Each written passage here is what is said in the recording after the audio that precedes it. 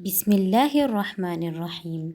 ভাবুন, আপনি ঘুম থেকে উঠলেন, চারপাশে শুধু বিস্ফোরণের শব্দ, মাটি কাঁপছে, আপনার সন্তান ভয় পেয়ে কাঁদছে। আপনি জানেন না পরের মুহূর্তে কী হবে। এটা কোনো সিনেমা না, এটাই হলো আজকের বাস্তবতা। মিসাইল আকাশে উড়ছে, মানুষ দৌড়াচ্ছে, পরিবার ভেঙে যাচ্ছে।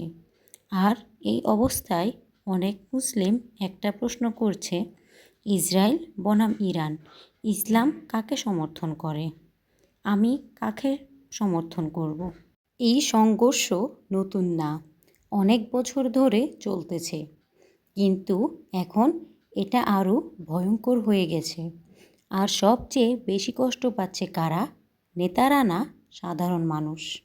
একটা ছোট বাচ্চা যে যুদ্ধ বোঝে না, একজন মা যে তার সন্তান হারায়, যুদ্ধ কাউকে ছাড়ে না। অনেকে বলে ইরান মুসলিম দেশ, তাই তাদের সাপোর্ট করা উচিত। আবার কেউ বলে ইসরায়েলের বিরোধিতা করতেই হবে। কিন্তু একটু থামুন, ইসলাম কি এভাবে শেখায়? না, এভাবে তো ইসলাম শেখায় না। ইসলাম আমাদের অন্ধভাবে কারো পক্ষ নিতে বলে না। ইসলাম কোনো দেশ না, কোনো পতাকা না।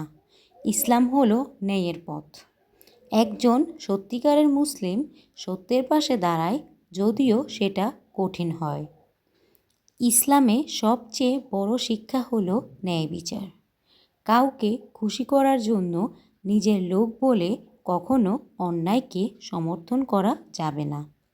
যেখানে জুলুম হবে সেখানে তার বিরোধিতা করতেই হবে। সত্যি কথা বলি, ইসরায়েলের বিরুদ্ধে অনেক অভিযোগ আছে, বিশেষ করে ফিলিস্তিনের ব্যাপারে। আবার ইরান মুসলিম দেশ হলেও তাদের কিছু কাজ নিয়েও প্রশ্ন আছে। তাহলে এটা কি ভালো বনাম খারাপ? না, এটা হলো একটা জটিল বাস্তবতা। একটু থামুন, যদি এই কথাগুলো আপনার চিন্তা বদলাতে শুরু করে, তাহলে এই ভিডিওটা সদকা হিসেবে শেয়ার করুন। কারণ হয়তো আরেকজন মানুষ ভুল বুঝতেছে, আর আপনার শেয়ার তার জীবনেও পরিবর্তন আনতে পারে। তাহলে বন্ধুরা, ইসলাম কাকে সমর্থন করে? ইসলাম সমর্থন করে প্রথমত অত্যাচারিত মানুষকে, নিরীহ মানুষকে, এবং যাদের উপর জুলুম হচ্ছে তাদেরকে। ইসলাম কখনো জুলুম সমর্থন করে না, অন্যায় সমর্থন করে না, অন্ধ সমর্থন করে না। এই সময়টা আমাদের জন্য একটা পরীক্ষা। আমরা কি আবেগ দিয়ে সিদ্ধান্ত নিচ্ছি নাকি জ্ঞান দিয়ে?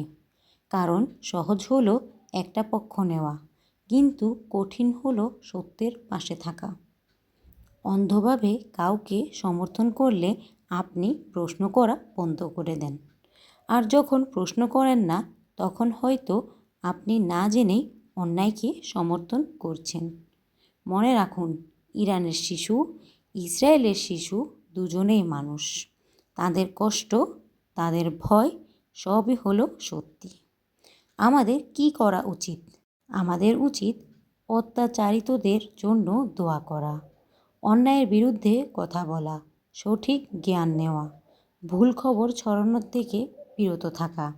তাহলে আবার প্রশ্ন, ইসরায়েল বনাম ইরান, ইসলাম কাকে সমর্থন করে?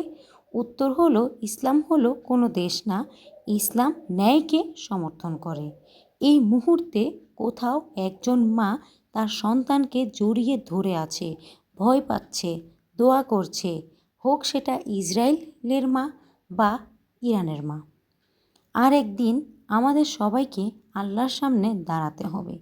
যদি এই কথাগুলো আপনার হৃদয়ে লাগে, তাহলে এটা নিজের মধ্যে রাখবেন না, সদকা হিসেবে শেয়ার করুন। হয়তো আপনার একটা শেয়ার কারো চিন্তা বদলে দেবে, আর সেই পরিবর্তনের সোয়াব আপনার আমলনামায় যোগ হবে। আর যদি আপনি সত্যিকারের ইসলাম শিখতে চান, তাহলে সাবস্ক্রাইব করুন এবং জ্ঞান অর্জনের পথে থাকুন। কারণ এই বিভ্রান্তির দুনিয়ায় শুধু সঠিক জ্ঞানই আপনাকে বাঁচাতে পারে।